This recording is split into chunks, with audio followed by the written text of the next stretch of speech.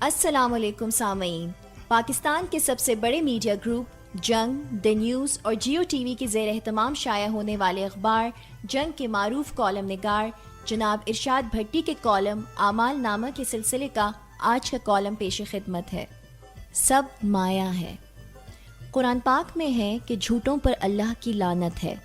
رسول خدا صلی اللہ علیہ وآلہ وسلم کا فرمان ہے کہ مومن بزدل ہو سکتا ہے، خائن ہو سکتا ہے، مگر جھوٹا نہیں ہو سکتا. امام غزالی رحمۃ اللہ علیہ کہتے ہیں کہ سب انسان مردہ ہیں، زندہ وہ ہیں جو علم والے ہیں. سب علم والے سوئے ہوئے ہیں، بیدار وہ ہیں جو عمل والے ہیں. تمام عمل والے گھاٹے میں ہیں، نفع والے وہ ہیں جو اخلاص والے ہیں، اور سب اخلاص والے خطرے میں ہیں. صرف وہ کامیاب ہیں جو تکبر سے پاک ہیں. 2 ماہ پہلے پروفیسر احمد رفیق نے کہا کہ اگر ڈاکٹر قادری کی سب باتیں سچ مان لی جائیں تو پھر نعوذ باللہ یہ بھی ماننا پڑے گا کہ وہ امام مہدی ہیں. جنگ کے ایک لوور مڈل کلاس خاندان سے تعلق رکھنے اور ڈاکٹر برہان احمد فاروقی سے متاثر ہو کر ان کی کتاب منہاج القرآن کے نام پر اپنی جماعت بنانے والے ڈاکٹر قادری کے کول و فیل کے انہی تضادات پر شریف خاندان سے انہیں متعارف کروانے اور عبدالشکور سے طاہر القادری بنانے والے عراق بدر ان کی روحانی پیشوا علاؤدین، ایوب بھٹو اور ضیاء بھی جن کے موقدین میں شمار ہوتے تھے، نے بہت پہلے کہہ دیا تھا کہ طاہر القادری ہر کام میں جلد بازی کر جاتے ہیں اور طاہر القادری کے سب سے بڑا حریف طاہر القادری ہی ہے. یورپین فتوے، گرجا گھروں کی تعمیر یا ویٹیکن سے رابطے، انہوں نے ہر وہ کام کیا جس سے ان کی ذات کو فائدہ ہوا یا ہو سکتا تھا. یہ ڈاکٹر طاہر القادری ہی تھے کہ جنہوں نے توہین رسالت قانون کے حوالے سے کہا کہ اس قانون کا اطلاق ہر شخص پر ہوتا ہے، اور ضیاء الحق دور میں میری جدوجہد اور ایک موقع پر میرے 18 گھنٹوں کے دلائل اس قانون کے بننے کی بنیاد بنے. پھر یہی ڈاکٹر صاحب تھے کہ جنہوں نے کینیڈا پہنچ کر مغرب کو کچھ اس طرح خوش کیا توہین رسالت کا قانون غیر مسلموں پر لاگو نہیں ہوتا اور اس کی تیاری میں میرا کوئی عمل دخل نہیں ہے. 2 ماہ بعد ڈینش ٹی وی کو انٹرویو دیتے ہوئے وہ 2 قدم اور آگے بڑھ گئے. توہین رسالت کے قانون پر مجھے تحفظات ہیں.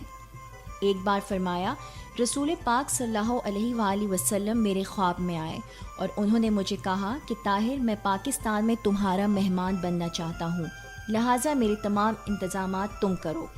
شدید رد عمل ظاہر ہوا تو 6 ہفتوں میں ہی مکر گئے.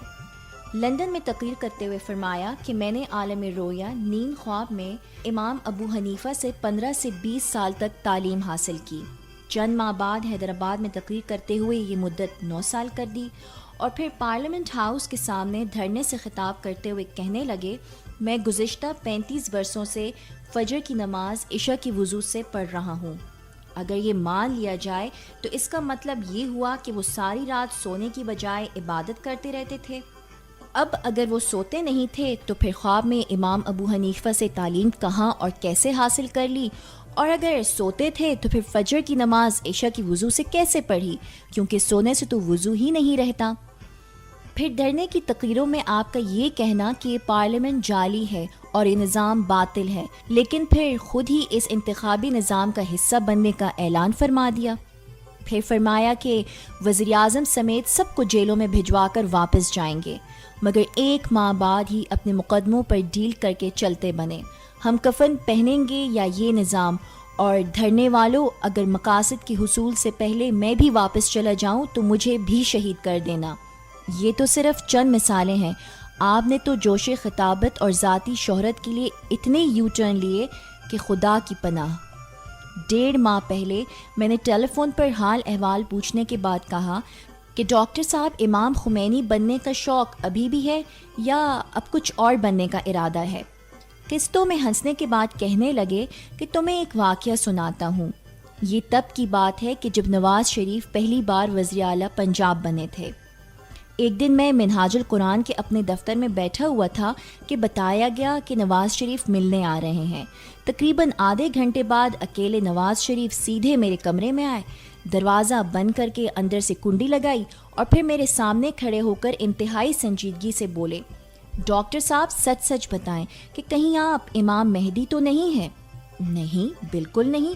میں شدید حیرانی میں بھی مسکرائے بغیر نہ رہ سکا. تو پھر آپ کون ہیں؟ انتہائی سنجیدہ نواز شریف نے اگلا سوال کیا۔ میاں صاحب چھوڑیں، آپ کن چکروں میں پڑ گئے؟ میں آگے بڑھ کر میاں صاحب کو گلے ملا اور انہیں بازو سے پکڑ کر کرسی پر بٹھا دیا۔ ڈاکٹر صاحب اب تو بتا دیں کہ آپ کون ہیں؟ جو ہی ڈاکٹر قادری نے بات مکمل کی تو میں نے پوچھا۔ میں اللہ کا بندہ اور عاشق رسول صلی اللہ علیہ وآلہ وسلم ہوں، طاہر القادری نے جھٹ سے جواب دیا۔ ڈاکٹر صاحب سنا ہے کہ آپ دھرنا ختم کر کے جا رہے ہیں۔ میں اپنے اصل موضوع کی طرف آیا۔ آپ کو کیا لگتا ہے کہ میں چلا جاؤں گا؟ جواب دینے کی بجائے ڈاکٹر قادری نے الٹا سوال کر دیا۔ عمران خان کو یہ پیغام پہنچانا کہ اب مزید میں دن بھر آپ کے دھرنے کی چوکیداری نہیں کر سکتا، حکومت سے 1 to 1 بات چیت شروع کر دینی، اور پھر آپ کا بدلہ لہجہ، یہ سب دیکھ کر تو یہی لگتا ہے کہ آپ جا رہے ہیں۔ میں نے تفصیل سے سب کچھ بتا دیا۔ ہم بالکل بھی نہیں جا رہے، انقلابی مقاصد کے حصول تک دھرنا جاری رہے گا، اور ان افواہوں پر کان نہ دھریں، یہ شکست خوردہ حکومت کی شرارتیں ہیں۔ ڈاکٹر قادری نے انتہائی اعتماد بھرے لہجے میں اپنی بات مکمل کی۔ لیکن اس گفتگو کے ٹھیک 25 دن بعد جب وہ اچانک دھرنا ختم کر کے چلے گئے تو مجھے بالکل بھی حیرانی نہیں ہوئی۔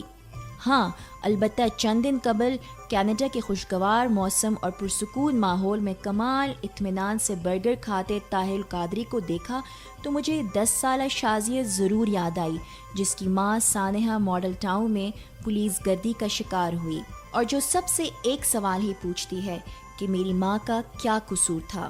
وہ بوڑھی اماں بار بار نظروں میں ضرور پھرنے لگی جو اپنے بیٹے کے قاتلوں کو پکڑوانے کے لیے دھرنے میں پہنچ گئی تھی۔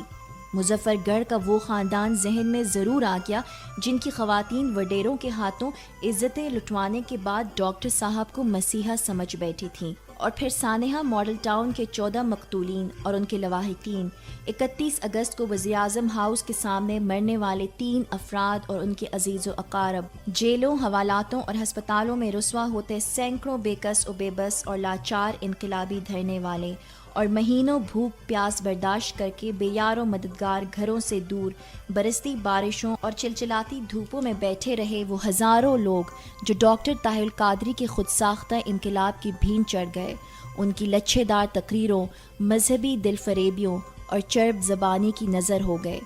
طاہر القادری آئے یا لائے گئے، خود گئے یا بھجوائے گئے، کوئی ملکی ایجنڈا تھا یا یہ بین الاقوامی سازش تھی، اس کہانی سے پردہ بھی ضرور اٹھے گا، مگر یہ طے ہے کہ ہمارے ہاں جہاں آدھا ملک گنوا کر بھی ابھی تک لڑائیاں لڑی جا رہی ہوں، سازشیں ہو رہی ہوں، مذہب کے نام پر منافقت نہ تھمی ہو، اقتدار کی ہوس نہ مٹی ہو، اور جہاں مفادات کی گاڑی رکنے کا نام ہی نہ لے رہی ہو، وہاں ڈاکٹر قادری جیسے لوگ جہالت اور عقیدت سے فائدہ اٹھاتے رہیں گے اور لوگوں کو بیوقوف بناتے رہیں گے۔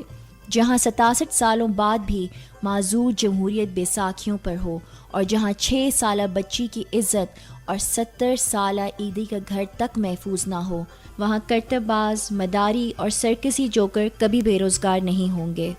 جہاں گھر کے نلکے سے پانی نہ آئے تو امریکی سازش، چلتا چولہا بند ہو تو یہودیوں کی کارستانی، اور جہاں صورتحال یہاں تک پہنچی ہو کہ اگر امریکی مرتباد ریلی میں امریکی ویزا کاؤنٹر کھل جائے تو پل بھر میں جلسہ گاہ کیا سٹیج تک خالی ہو جائے، وہاں گلو بٹ کے ڈنڈے سے طاہر القادری کے ایجنڈے تک سب مایا ہے۔